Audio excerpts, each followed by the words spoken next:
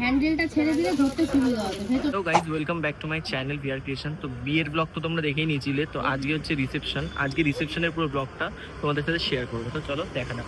এই যে দেখতে পাচ্ছ আমাদের এখন বাস চলে এসেছে এখানে। বাসে উঠে গেছে সবাই, বাসের সবাই উঠে গেছে। আমি আবার বাসে উঠবো, তারপর তোমাদের সাথে দেখা হবে।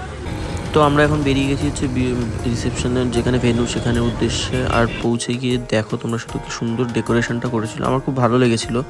তো এই ডেকোরেশনটা হয়েছিল এখানে, খুব ভালোই লাগছিলো দেখতে। তারপর এটা হচ্ছে ভেতরে হয়েছিল যেখানে ডিজে টিজে বাজাচ্ছিলো। আমি একটু মকটেলস নিয়েছিলাম খাওয়ার জন্য।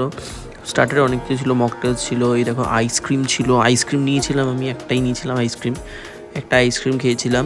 তারপর আরও বিভিন্ন রকমের স্ন্যাক্স ছিল, যেমন চিকেন সাটে ছিল, চিকেন পকোড়া টকোড়া ছিল। তারপর এখানে একটু নাচ গানা হচ্ছিলো, দেখো শুধু এইটার।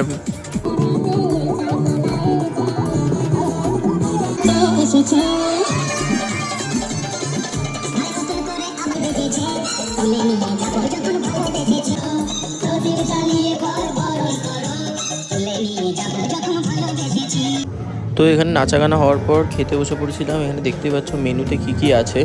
তো এরপরে এখানে জল চলে এলো, তারপর আস্তে আস্তে সব খাবার দাবার চলে এলো। প্রথমে কাসন্দি দিল, তারপর ফিশ ফ্রাই দিল। ফিশ ফ্রাইটা মোটামুটি ভালোই ছিল খেতে, ভেতরে মাছের ফিলেট দেখতে পাচ্ছ অনেকটাই ভালো ছিল।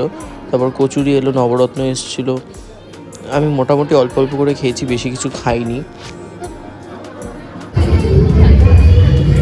অনেস্ট রিভিউ দাও। তারপর অ্যাজ অলওয়েজ চলে এসেছিলো এখানে চিকেন বিরিয়ানি, আর ছিল হচ্ছে চিকেন চাপ। আমি বিরিয়ানির চিকেন আর নিইনি, নর্মাল চিকেন চাপটাই নিয়েছি শুধু।